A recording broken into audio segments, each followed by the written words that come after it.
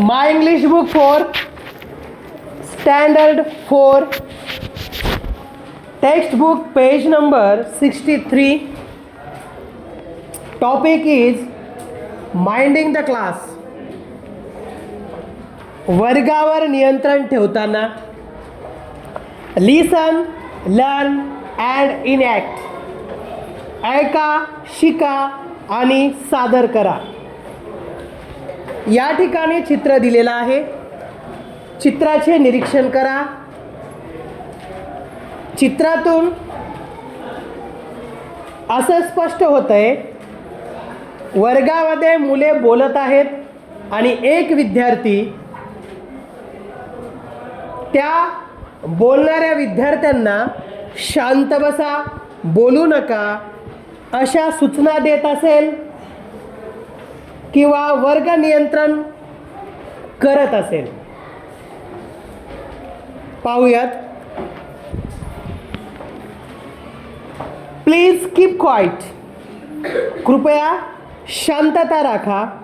Listen to me. माझे ऐका. Silence, silence please.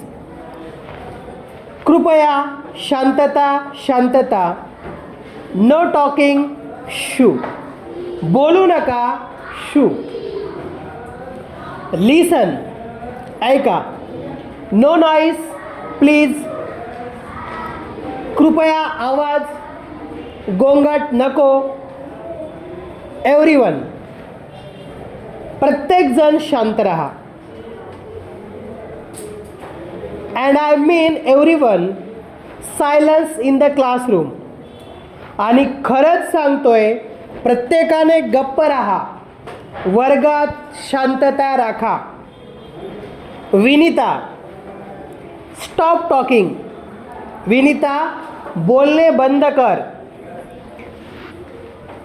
Stop talking at once. बोलणे ताबडतोब थांबव. Who's that talking in the corner. त्या कोपऱ्यात ते कोण बोलतंय. Who's talking at the back. मागच्या बाजूला कोण बोलतंय. Pay attention everybody. सर्वांनी लक्ष द्या. Look here, be quiet, good. इकडे पहा, गप्प रहा, छान. Now look at me and listen very very carefully. आता माझ्याकडे लक्ष द्या आणि अतिशय काळजीपूर्वक ऐका. तर यातील शब्दार्थ पाहूया. क्वाईट, शांत किंवा गप्प. सायलन्स म्हणजे शांतता. नॉईज म्हणजे आवाज किंवा गोंगाट. आय मीन म्हणजे मला खरंच म्हणायचं आहे किंवा मी गंभीरपणे सांगतोय. टॉकिंग म्हणजे बोलणे. ॲट वन्स म्हणजे लगेच किंवा ताबडतोब. पे अटेन्शन म्हणजे लक्ष द्या. एव्हरीबडी म्हणजे प्रत्येकजण. बी क्वाईट म्हणजे शांत किंवा गप्प राहा. केअरफुली म्हणजे काळजीपूर्वक. हे मला येते. या ठिकाणी छोटे वाक्य दिलेले आहेत आणि पुढे एक छोटासा रकाना दिलेला आहे. हे मला येते. जे मला येते त्या ठिकाणी मी राईट अशी खूण करणार, बरोबरची.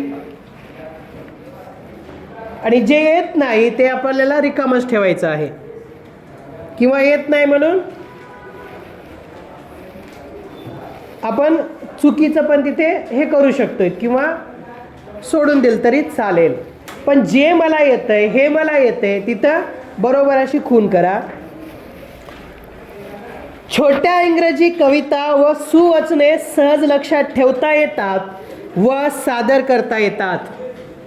येत असेल तर बरोबर करा. पुढे सोपे स्पेलिंग असणारे, अर्थपूर्ण असे खूप इंग्रजी शब्द स्वतःच्या मनाने सांगता येतात, लिहिता येतात. दिलेले शब्द वापरून अर्थपूर्ण इंग्रजी वाक्ये तयार करता येतात, लिहिता येतात. स्वतःचे विचार, भावना सांगण्यासाठी 1-2 इंग्रजी वाक्यांचा उपयोग करता येतो. परिचित विषयाबाबत सोप्या इंग्रजीतून दिलेली माहिती समजते. इंग्रजी संवादात नाट्यछटेत भाग घेता येतो. फोनवरील संवादात इंग्रजी शब्दांचा, वाक्यांचा योग्य वापर करता येतो. नेहमीच्या वापरात येणारे इंग्रजी शब्द नोंदवून लक्षात ठेवता येतात. नाटक, कथा, माहिती यातील काही इंग्रजी शब्दांचे अर्थ लावण्याचा प्रयत्न करता येतो.